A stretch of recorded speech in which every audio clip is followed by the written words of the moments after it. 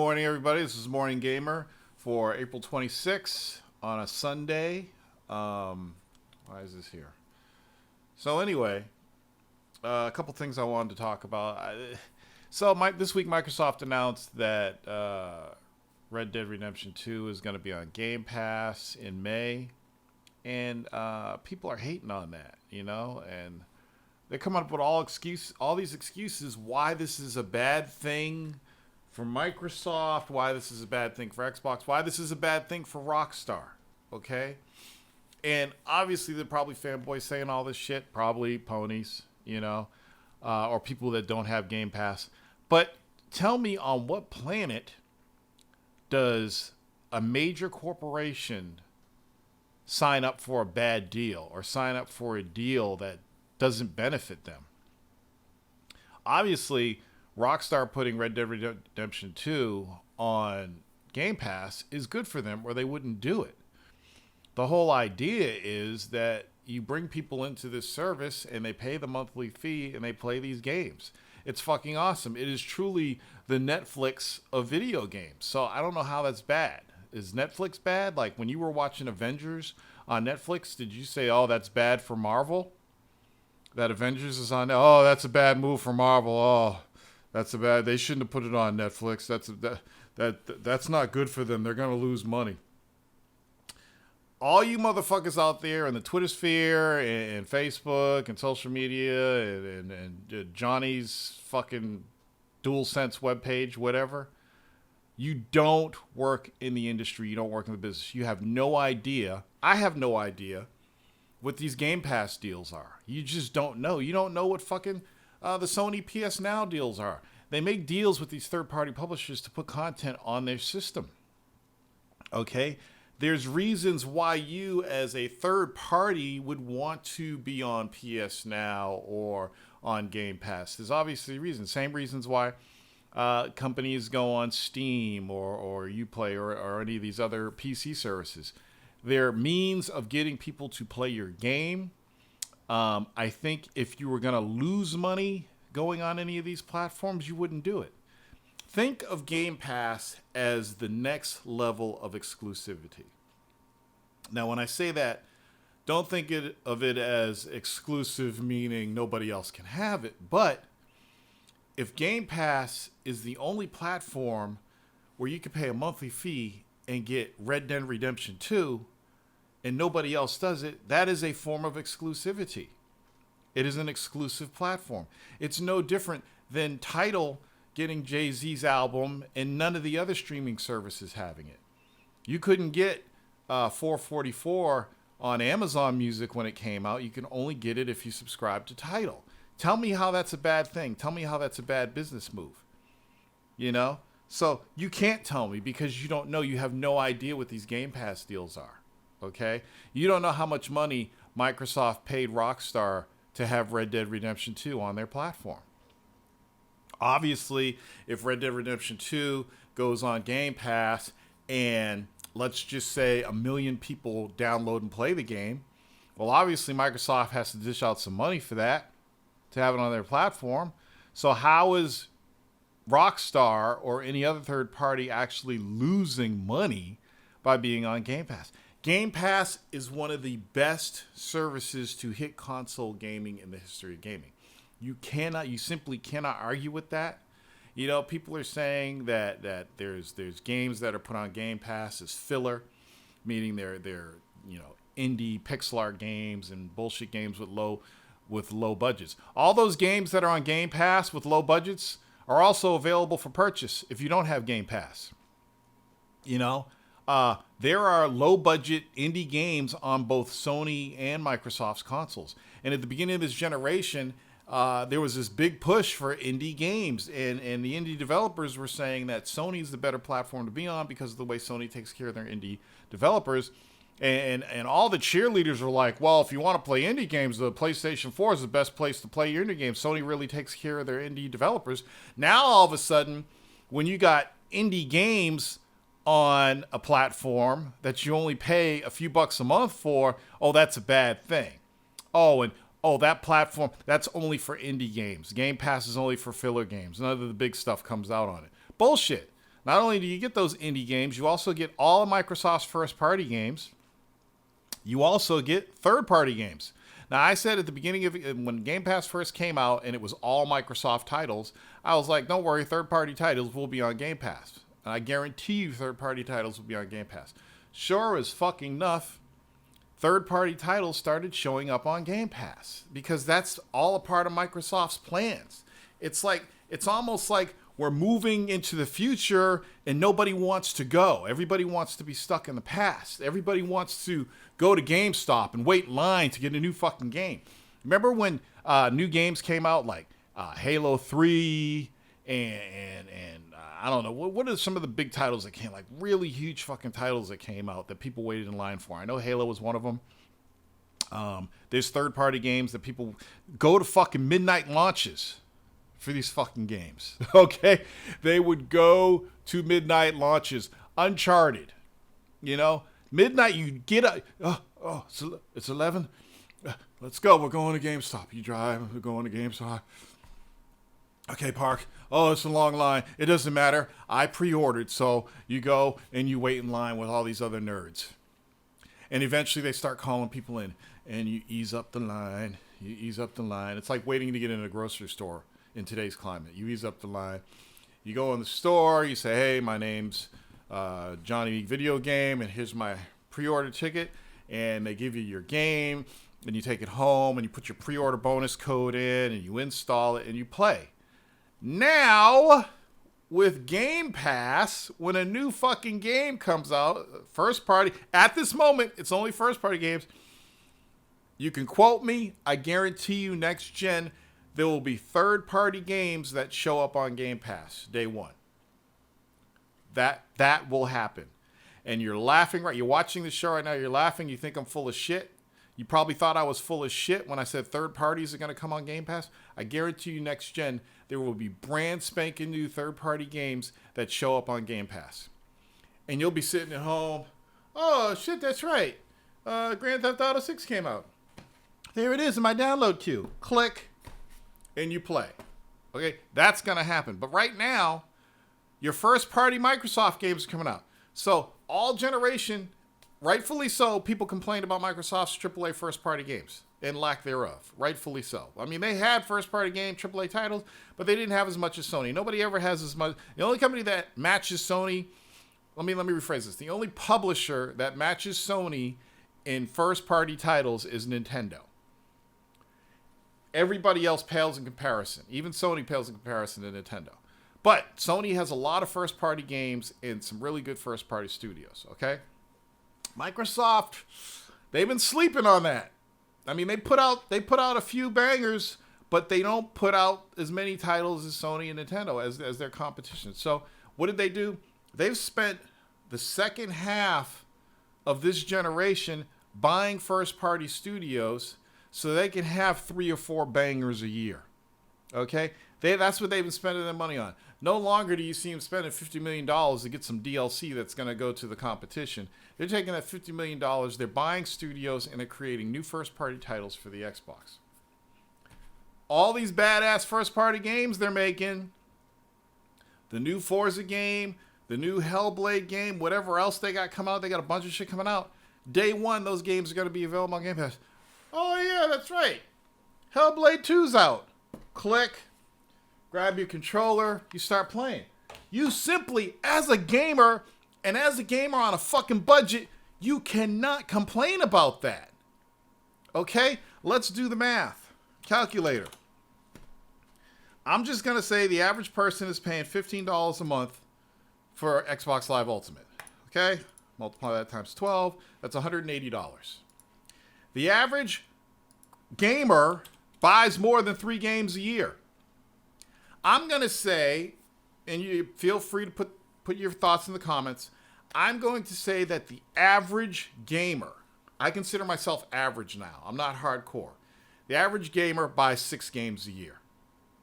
Okay? I'm probably a little bit more than average. But let's just say the average gamer buys a new game every other month. The average gamer. So that's 6 games a year. Let's just say the average gamer that buys 6 games a year, Not the average PlayStation gamer, not the average PC gamer, but the average gamer, meaning they have an Xbox, they might have a PC, okay, they might have a PlayStation, they might have a PC, but they have something that can play Microsoft games that can run Game Pass. So I'm going to say that the average gamer at least has a PC or an Xbox, okay? So we'll just take a certain amount of those people, just for this example. Let's just say, of those 6, hay fever's kicking my ass, of those 6 games that are bought a year, let's just say 3 of those games are Microsoft titles. Just 3. Just for this example. Don't start throwing real fucking numbers and metrics at me. I'm just using this as an example. Let's just say 3 of those games are Microsoft titles. Meaning, you're going to buy Gears, you're going to buy Forza, you're going to buy Halo. Okay? And whatever else nutty title comes out. Maybe like an Ori or something like that, or a Minecraft, okay? Let's say you're buying 3 Microsoft published titles a year. If you go to the store and buy those on disc, or if you buy them from the Microsoft store digitally, those are $60 a piece. Those 3 games are $180. How much did I say it was for Game Pass? Let's do it again. $15 a month times 12 months, $180. So that $180 you pay for Game Pass Ultimate, that pays for itself as soon as you get 3 games that you wanted to own. So you get those 3 games that you were planning to buy anyway, those 3 Microsoft titles. You got those 3 games, so you now have paid for that $180. That $180 is paid for itself. Anything else you get on top of that is gravy, okay? So let's say that year that Microsoft releases 5 motherfucking games, and you get 2 more games that you were maybe interested in. And you're like, oh shit, this game's pretty dope. And boom, it's basically free because you were going to spend $180 anyway, right? You're going to spend that $180 anyway.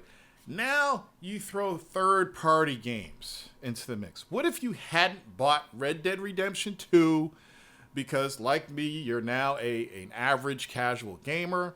You don't have that many hours to put in games, but Red Dead Redemption 2 is something you definitely want to play. It's something you definitely want to have in the future. It's been out for over a year now, and holy shit, Red Dead Redemption 2 is on Game Pass, and I'm paying for Game Pass?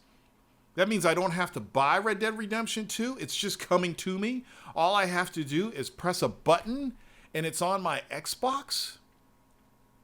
And I'm not out that additional $60 because I already got 3 Microsoft games this year, and now I'm also getting Red Dead Redemption 2.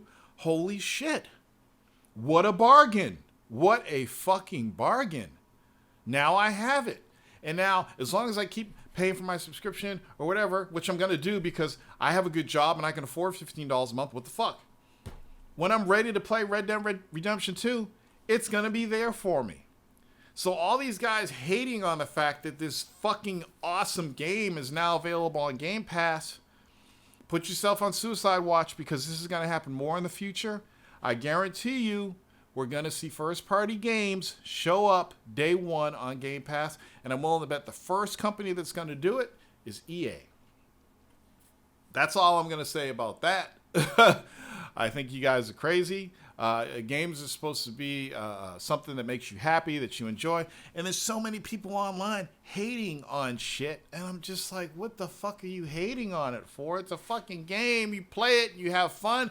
What are people arguing about? And then all these people, talking shit about what these new consoles are going to do, what they can't do. You don't fucking know what they can do and what they can do. All you're looking at is teraflops. I know the Xbox has more teraflops than the PlayStation, but that doesn't mean automatically that it's better. You have to look at so many factors. It's not just about teraflops. Teraflops is a measurement of CPU. It's basically a measurement of the power, the speed of your console. Let's put it that way, teraflops. And when you do a benchmark, you get these measurements. But it doesn't necessarily mean that the games are going to be better or this and that. It doesn't mean that the console is better. It means that it's more powerful. But you got to factor, most developers, they're going to make their games in like this tiny window. Okay? They don't need all that power to make their games. They don't need all that power to make their games do 60 frames a second, do all this stuff. It's the developers that go up here and totally hit the threshold of the system's power that are going to use that extra power. So you may not see a difference between Xbox and PlayStation. Or let me say this correct. You may not see a difference between Xbox Series X and PlayStation 5 2 to 3 years into the generation. Okay? Even Sony's first-party studios they got now might not take full advantage of the PS5 right away because supposedly it's coming out this year. They got games to put out. You know? So don't judge a system by its teraflops. It's what you fanboys have been doing for the last fucking year because you're stupid, because you don't know any better, because you don't understand hardware, because you don't game on PC. Gaming on PC, I'll tell you something. If you're just an average gamer and you game on PC and you build your own PCs and run your own benchmarks, you have an understanding of how shit works. But if you've been a console warrior your entire life, you really don't understand how shit works because you've never had a reason to understand. You're not building your own shit. You're not running your own benchmarks. You get on digital fuckery. You take whatever they say and run with it. Okay? You don't know what the fuck you're talking about. Most of you guys didn't know what fucking Cerny was talking about. You sat there with that puzzled look on your face, talked shit on Twitter, didn't know what the fuck he was talking about, and then you start quoting shit he was talking about. You guys don't know. I'm not going to sit here and tell you which console is going to have the better games, which console is going to have better looking games. I'm not going to do that because I would be an idiot to do that because as much as I do know about the hardware from reading and looking at white papers and shit, I really don't know because you got other things to consider. The skills of the developer, the engine that you're using to create the game. Is your game optimized to run on the hardware? Sometimes developers release games, you see this on PC all the time because there's so many different PCs out there. The games, they're not optimized. So, and you see it on console too. You see it on console sometimes. Games just aren't optimized to run on the hardware. That depends on the developer, and if the publisher wants to rush the game out, the developers don't have time to optimize it, so then they get all these patches and day one fucking downloads, day one patches, because the publisher didn't want to give them enough time to fucking optimize the game. The publishers are the developers and gamers' worst enemy, is the fucking publisher, because they're a bunch of bean counters. All they care about is money. We're supposed to have this much money made during this quarter, and we're going to make that money, get the fucking game out. What do you think happened with Anthem? Anthem needed about another year and a half of development. Okay? Fucking the first Destiny needed another year and a half of development. That was half-assed. It wasn't a full game. Developers and gamers are on the same team. It's the publishers who fuck things up for us because all they care about is making money. Okay? And when a publisher gives a developer enough time to make a game, that's when the games are good. When you look at the quality of indie games versus major publisher games, the indie games have better quality. They need less patches. I know they're not as big in most cases, but case in point, and a lot of people don't understand this, is CD Projekt Red is an independent company. They make big, huge AAA games, but they're independently owned. That is an indie company, okay? And they make these big, huge, dope games with dope worlds. The Witcher has the biggest DLC in the history of fucking games, okay? But they're an indie company. Nobody owns CD Projekt Red, okay? So you use that as an example. If a company has enough budget, they can do it. Remedy, they're independent. Nobody owns Remedy. Okay? They make big, huge fucking AAA games. Nobody owns them.